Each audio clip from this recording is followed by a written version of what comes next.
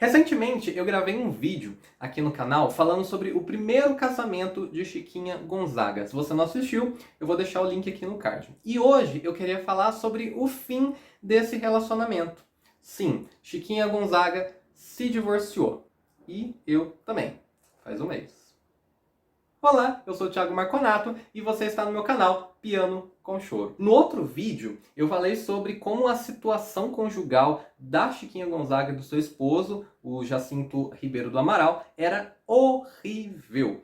Ela decidiu se separar dele e essa decisão acarretou uma série de consequências para a sua vida. Em primeiro lugar, a família de Chiquinha Gonzaga rompeu toda e qualquer relação com ela. Ela foi considerada uma pessoa morta e o seu nome foi proibido sequer de ser mencionado. Logo depois de ter se separado do marido, Chiquinha Gonzaga começou a se relacionar e foi viver junto com João Batista de Carvalho, conhecido como Carvalhinho. Isso foi um baita escândalo para a época e a solução encontrada pelo casal foi o distanciamento.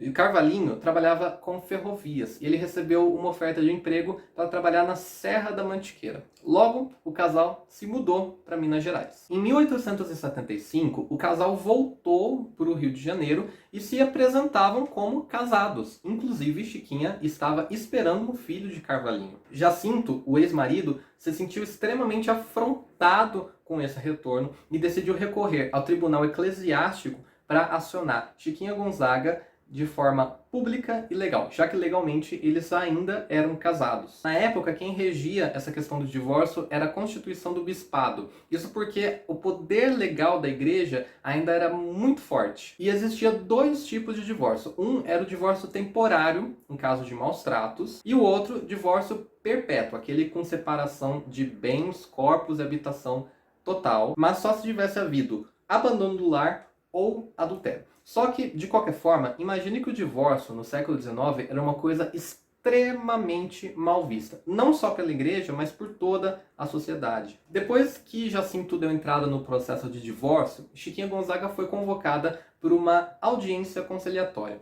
Só que ela não compareceu e isso levou a questão toda para a instância litigiosa, ou seja, eles foram parar na justiça. Jacinto acusava Chiquinha de ter abandonado o lar e acusava também de adultério, com um agravante. Ela tinha até uma filha desse novo relacionamento. E ele alegava que sempre tratou ela bem, como um bom marido e um ótimo pai.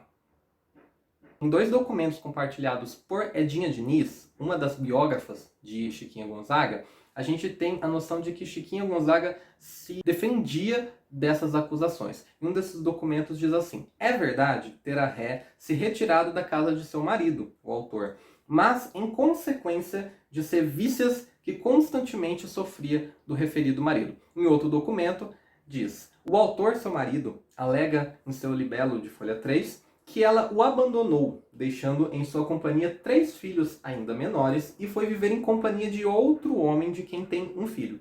É verdade que a ré, não podendo por mais tempo suportar os maus tratos do autor, caso lhe foi deixar a casa e ir procurar onde vivesse em paz. Edinha Diniz complementa: simples, muito simples a alegação de Chiquinha, de uma simplicidade tocante, mas não em 1976. Ainda não chegara o momento para o exercício dessa liberdade pela mulher brasileira. Seria preciso esperar um século. Chiquinha Gonzaga se tornou uma mulher divorciada no Brasil exatamente 100 anos antes do divórcio se tornar um direito civil, em 1977. E por fim, em junho daquele ano, 1877, saiu a sentença. Em presença à dita prova, nada resta duvidar sobre o crime da ré.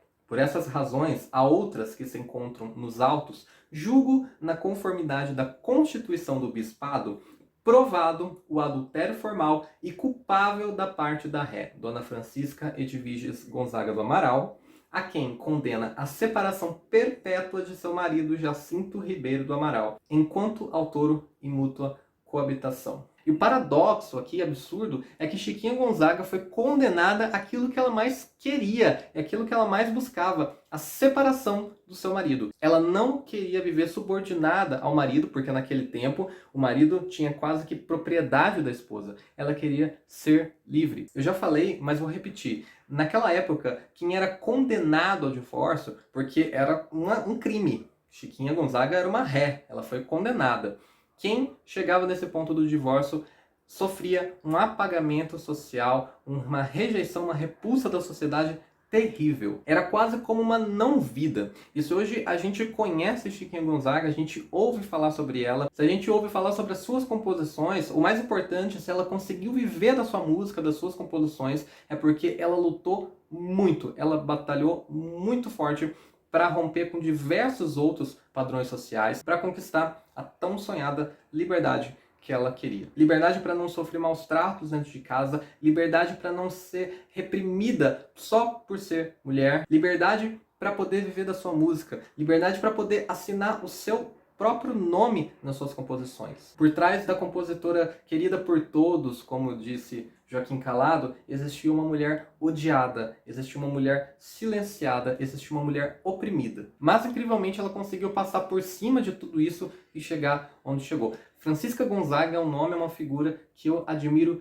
demais. Como bem disse Lopes Trovão, aquela Chiquinha é o diabo. Então, é isso. Se você gostou desse vídeo, não se esqueça de se inscrever aqui no canal e deixar o seu like. Um abraço e até mais.